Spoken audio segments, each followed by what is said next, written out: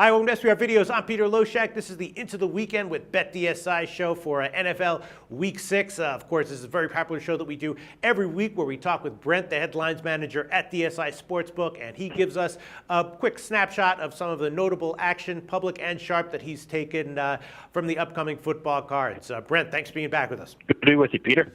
All right, so let's just jump right in here. NFL Week 6. The first game I have to ask you about is Denver at Jets. Now, I have my note here. Denver must be a huge public side. I have 5 U's, 4 G's, and 3 E's, all capital letters. I mean, this is an 8-1 count on the side of Denver, right? Did you say 8-1? Yes. Yeah, it is. It's exactly 8-1. Yeah. I already have it written down. My count's like 8-1 in favor of Denver, so obviously it's a big public side. My money, where's my money, Peter?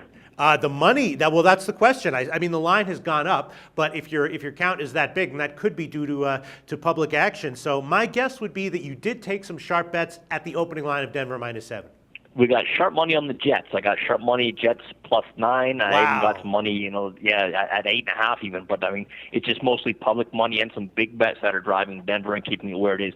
I'm actually surprised that the number's still at 9. I thought it would have come down by now. But our count, like you said, I didn't say it, but our count is 8-1 in favor of Denver. And my money, if you count the teasers and stuff, we're talking like 20-1 and teasers and parlays. Right. My money's like 4-1 in favor of Denver. But just looking at straight bets, I'm off very heavy in terms of my count to Denver, but my money is about 2-1 on the Jets. Now, I mean, I don't want to pull the trigger and say that the Jets are really a sharp side, because I mean, it's just like you would say, well, why are we still 9 if we're taking bets on the Jets +9? But just such overwhelming action on Denver -9 and -8.5, anything below that. So that's why we're still sitting at 9. So we're going to call the Jets a pseudo sharp side, but there's definitely sharp money that we respect on the Jets. And again, it was mostly +9. I even had like a 9.5 on the Jets. The line got that high. So the Jets at that number, they're a sharp side. They're so ugly. You don't really want to say, hey. I guess I'm a little bit surprised you didn't take any sharp action on the opener of Denver -7, not because that's necessarily a high percentage bet, but just because it was so obvious this line was going to move. Yeah, no, I mean, I don't have sharp action on them, and I just don't have sharp action on it. It is what it is. I mean, who knows what the thinking is, but all I can, give you the information to decipher what I have here, and that is sharp money on the Jets. All right, and then the next game I want to talk about is the Pats and the Bills. And this is kind of an interesting one because, your first thought is the public suddenly going to be, nonstop buying the Pats just because of how good they looked last week? I noticed the line, though, did go down, right? It was 3.5. Now it's down to 2.5. So I'm assuming that indicates sharp action. I doubt that that's because there's like overwhelming public action on Buffalo as a home dog, right? Well, it's either sharp action or people who kind of know a little bit more than us sometimes. And this is a case where right now we've actually taken the line off the board temporarily. Brady, I mean, New England always, plays around with injuries and stuff like that, but they say Brady was limited in practice, and he's officially listed as questionable for this game. Okay. So my count is about 3-1 in favor of New England, mostly public, but my money's 2-1 in favor of Buffalo. All right, so then the public did hit the Pats early, and big money did come in on Buffalo, but you wouldn't necessarily consider that sharp money? It was, the sharp action I took on Buffalo was someone who kind of does okay, but they place a big bet. So, I mean, they throw big money around. So, I mean, that definitely came on Buffalo. I'm not going to call it a sharp play yet, though. All right, and then the next game I want to ask about, Giants-Philly. This was has been the most debated and interesting game and line of the week. In the videos that I do, the game previews with the professional handicappers, this was the most requested game by far. Everyone wanted to touch this one. The Philly game, of course, last week against the Rams had a huge line move. It opened at 7, closed at 3.5, which was an enormous move. This spread hasn't moved much at all, although I did see a quick move to the under on the opening line. I think I saw like 51.5, and it quickly got bumped down to 50 or 50.5. So I'm guessing that you took some early sharp action on the under, maybe? Let me just, the under 51 was sharp. Again, it was, respectable money under the 51. We're sitting at 50.5 right now on the total.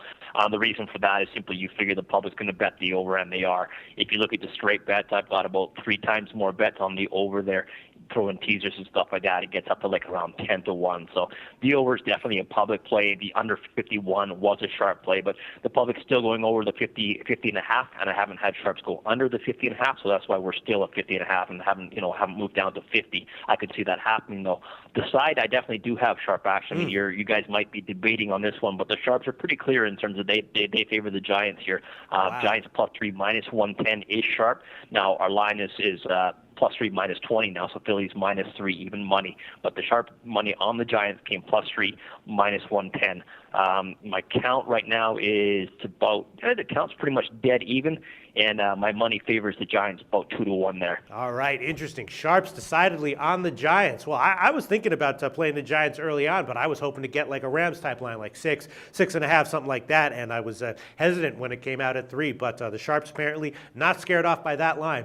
All right, and we've had 3 other games this week that didn't have widely available numbers that coming out until Friday afternoon, so not a lot of other action from the rest of the card, but what else can you tell us that we haven't discussed yet? For sharp stuff for this week, the Bears at Atlanta. The Bears were a definite sharp side. I had sharp money on the Bears +3 when they were getting like +05. The line's -3, -15 on Atlanta right now. So Chicago the +3, -05, where the sharps took the +05 and the +3. They took the money line Chicago as well. So they're pretty much a strong play there, I guess you would say, for Chicago. My money's about 5-1 in favor of the Bears. My count's pretty much dead even. So I'm getting a decent amount of bets on Atlanta at home -3, but the sharps were on Chicago +3, +05. This is, don't blame me for this, but I got sharp action on Miami at home to Green Bay. Wow. Green Bay right now is -3, -05, and I had sharp money on Miami +3 when it was -110. So, I mean, we've only moved 5 cents on that, but because we're getting more public money on Green Bay, which is no surprise, my count's 3-1 in their favor. My money's about 2-1 in favor of Miami. So Miami at home, I got bets Miami +3, -110. I got bets on Miami money line +140. I got money on the Miami first half +2. I mean, they bet everything they could on Miami. I mean, everything we're offering right now, they bet it on Miami. And also the under there, under 49.5 was sharp.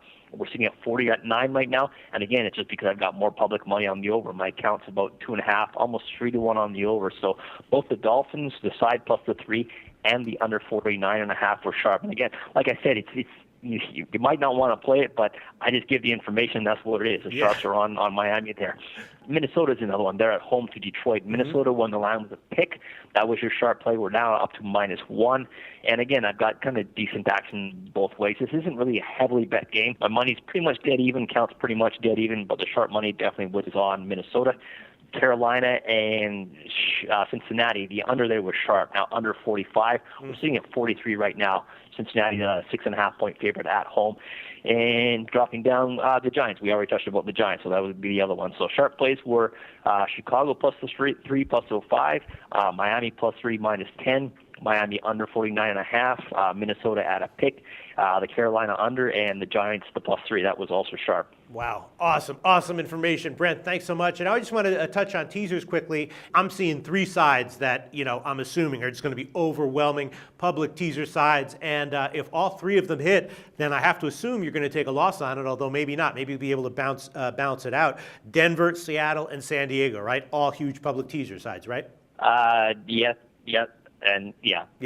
I mean, even like we talked about the Miami being a sharp side, and Green Bay's got a lot of public money, so they're definitely a teaser side. New England was before we had to take that one off, and Baltimore. So if you throw Denver, New England, Green Bay, Baltimore, San Diego, San Francisco, those are all strong teaser sides. Now Baltimore's at Tampa Bay -3.5 point favorite. Tampa Bay's one of those teams where they look like they could beat anyone anytime. They could be one of those teams that if we're looking for someone to break things up for us, they could definitely do it. But who knows? I mean, teasers are just crazy. And like I said, the sharps are already on Miami. So as of right now, we're sitting all right, I think, in terms of who we need for those. So if the Denver side, the Seattle side, and the San Diego side all win, then the public will win with those teasers, but it's not going to break you this weekend or anything like that. Correct. Okay. Brent from BetDSI, thanks so much for all this great information once again, and we'll talk to you again next week.